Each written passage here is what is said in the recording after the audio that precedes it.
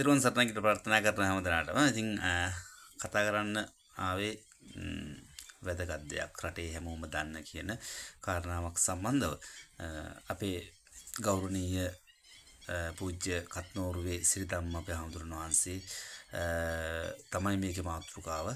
ඉතින් වහන්සේ පෞද්ගලික දවස්වල බොහොම කෙටි කාලයකදී මුළු රටේම මුළු ලෝකෙම ප්‍රසිද්ධ වුණා බණ දේශනා කළා මේ ලංකාවේ මිනිසුන්ගේ අධර්මවාදී අදහස් තිබිච්ච මිනිසුන්ගේ අදහස් වෙනස් කරන්න පුළුවන් මට්ටමට තරුණ හදවතට ලං වෙලා තරුණයොත් එක්ක එකට එක උන්ගේ ඒ වැරදි වැඩවලට අවවාදයක් අනුශාසනාවක් ධර්මීය දේශනා කිරීමක් සිද්ධ කළා ඕනම නිවැරදි මාර්ගයට ගන්න පුළුවන් මට්ටමට උන්වහන්සේ සමාජය තුළ ප්‍රසිද්ධ වුණා. ඉතින් ඒක ඇත්තටම මම හිතන්නේ කාලෙන් කාලයට පහළ වෙන යතිවරුන්ගේ තවත් එක් පිබිදීමක් ඒක ඇත්තටම අපි සතුටු වෙන්න ඕන කාරණයක්. උන්වහන්සේලා වගේ යතිවරු මේ ලක් දෙරණේ මේ පිම්බිමේ පහළ වෙන එක සම්බන්ධව ඒ වගේම තමයි පහුගිය දවස්වල දැන්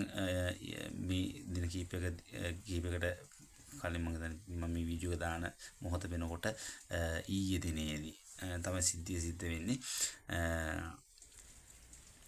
ත්‍රිකුණාමලේ පන්සලක් ඉවත් කර ගැනීම සම්බන්ධව. ඉතින් බෞද්ධ විරෝධී වැඩ රාජ්‍ය මට්ටමින් කියන එක මම හිතන්නේ මම නිවැරදි. මොකද මේක ජනාධිපති අනුදැනුම නැතුව මේ දේවල් සිද්ධ වෙන්න විදියක් නැහැ.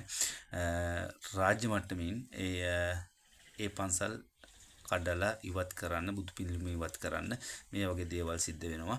ඉතින් අපි මම ඇත්තටම මේ වෙලාවේ මම ස්තුතිවන්ත වෙනවා ලංකාවේ ඉන්න හාමුදුරුවන් වහන්සේලා ඇත්තටම ලොකු කැපකිරීමක් කරනවා බෞද්ධ ආගම බුද්ධ දහම බෞද්ධ දර්ශනය බේරගන්න මේ මිනිස්සුන්ට අනාගතයේ අපේ ආදරණීය දරුදරියන්ට අනාගත පරම්පරාව වෙනුවෙන් හොඳ නරක මේ සමාජය කොහොමද මිනිස්සු වෙනස් වෙන්න ඕන හොඳ සමාජයක් කොහොමද බිහි වෙන්න ඕන කියන එක බෞද්ධ සමාජය තුළ තියෙනවා.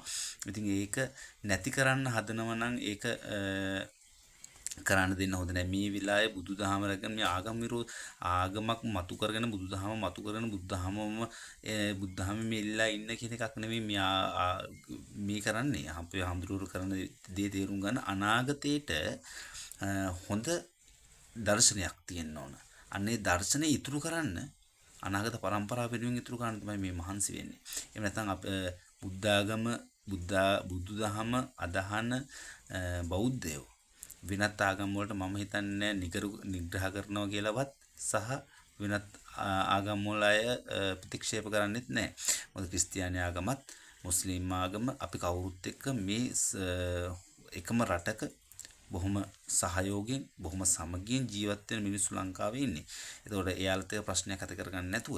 ඉතින් එහෙම බෞද්ධ කොටසක් අර මේ වගේ ප්‍රශ්න ගෙනල්ලා නිකන් වෙන පැත්තකට අරන් යන්න එපා. ඔවුන්ගේ ඇතුලේ තියෙන අර කියනෝනේ මිනිස්සු කවුරුත් එකම විදියට නැහැ.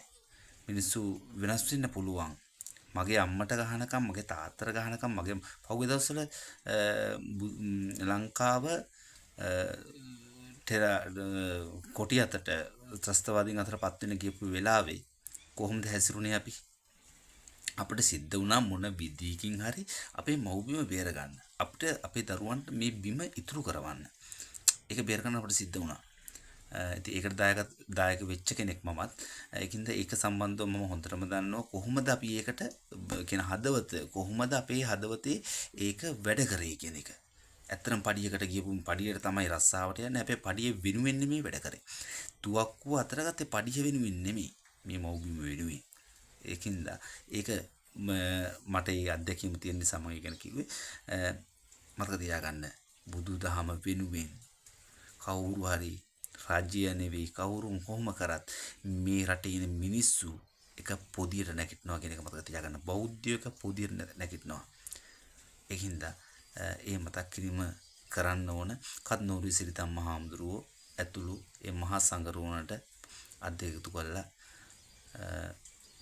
ඒ උත්තමාචාර්ය පුත කරන වුන් වෙනුවෙන් උන්වහන්සේලා වෙනුවෙන් ඇත්තරම ඒ සේවය දිගින් දිගටම කරගෙන යන්න බෞද්ධ එහෙම නැත්නම් ක්‍රිස්තියන් එහෙම නැත්නම් වෙනත් ආගමක් විවේචනය කරන්නවත් ඒ ආගම් වලට මඩ ගහන්නවත් නෙමෙයි කරන්න ඕන. තම තමන්ගේ ආගම් තම තමන්ගේ හිතේ හැටියට අදහගත්තට ප්‍රශ්නයක් නෑ. හැබැයි බුදුදහම කියලා කියන්නේ මේ රටේ තියෙන්න ඕන එකක්. අම්මට තාත්තට සලකන විදිය, සතෙක් මරන්න එපා, හොරකම් කරන්න එපා, කාමීත්‍යාචාරයේ යෙදෙන්න එපා, සුරාපානයේ යෙදෙන්න එපා. එහෙම වුණොත් මේක වෙන්නේ ඒ පන්සිල් පද පහ ආරක්ෂා කර ගැනීම තුලම පෞල් ජීවිතය රැකෙනවා. සමාජය හොඳ සමාජයක් බිහි වෙනවා. හොඳ රටක් බිහි වෙනවා. ඉතින් ඒක නැති කරන්න හදනවා නම් කවුරු හරි ඒ අපේ අනාගත දරුවන්ට තියෙන අනාගතය නැති කරන්න හදනවා නම් කවුරු හරි ඒක වෙනුවෙන් ඉදිරිපත් වෙන එක වැරද්දක් නෙවෙයි මං හිතන්නේ. ඒක බෞද්ධ අනිවාර්යෙන් ඒක වෙනුවෙන් පෙළ ගැහෙනවා කියන එකත් මතක තියාගන්න. අර කත්නෝරුවේ සිරිත මහවුරුම ධර්මයට දේශනා කරා ලෝතර බුදු පියාණන් වහන්සේ දේශනා කළා තියෙනවා නායක නම් පෙනී කරලා පෙන්වන්න ඕන අවශ්‍ය වෙලාවට. නැත්තම් වැලක් කියලා හිතාගෙන ධර්මතියම දෙනවා. ඒකින්ද